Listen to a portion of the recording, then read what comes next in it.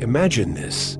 You wake up one day and realize your entire life has been shaped by forces you never questioned, forces hidden in plain sight, etched into the calendar itself. The month you were born isn't just a date.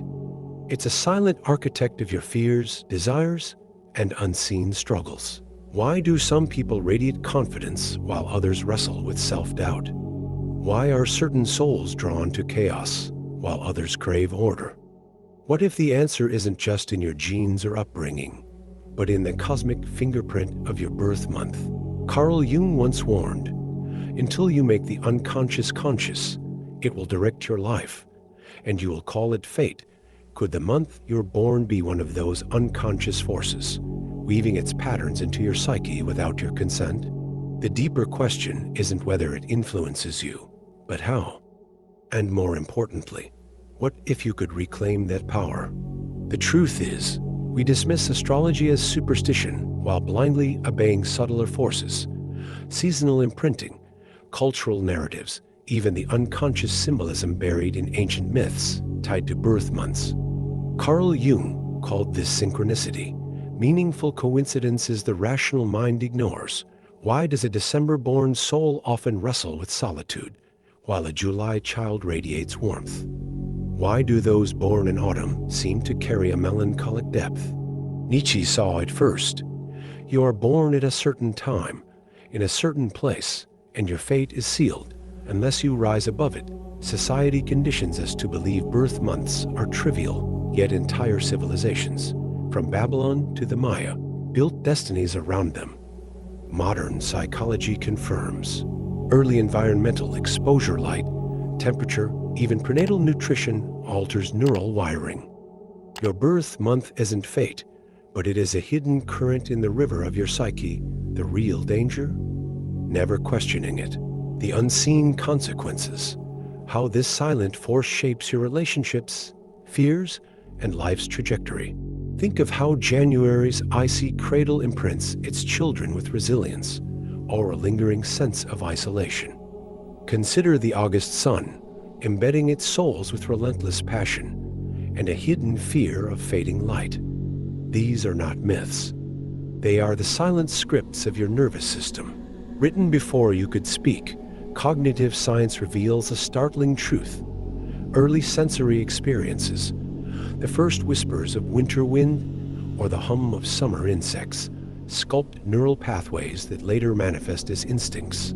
A March-born mind, bathed in the tension of thawing frost, may forever oscillate between rebirth and restlessness.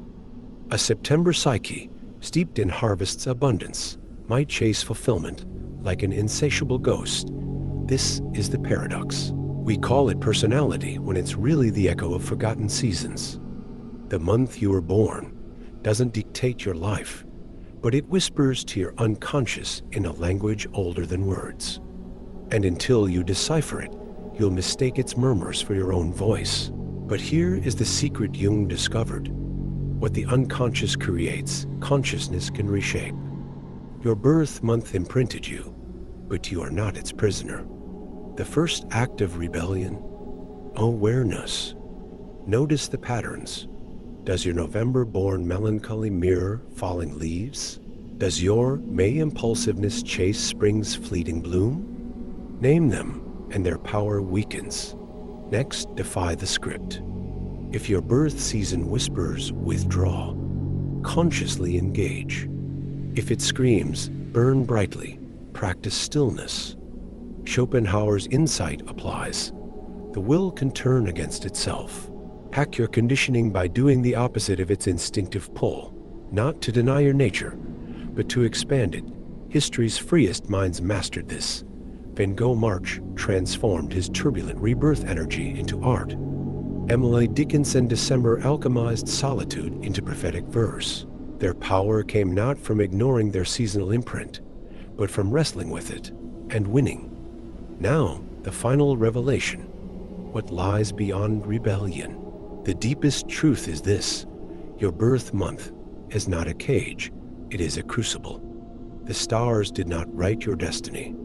They handed you a coded map to your own becoming. Jung called it individuation, the alchemy of turning unconscious patterns into conscious mastery. When you stop blaming the season of your birth and start speaking back to it, something shifts. The November darkness becomes your depth. The July fire becomes your courage. You realize these forces were never chains, they were challenges. Nietzsche was right. You must become who you are, but first, you must confront what made you. So ask yourself, what if your birth month's shadow was always your strength in disguise? What if the very thing you thought confined you is the key to your freedom? The cosmos imprinted you, but only you can choose what to engrave next. Now, what will you do with this knowing?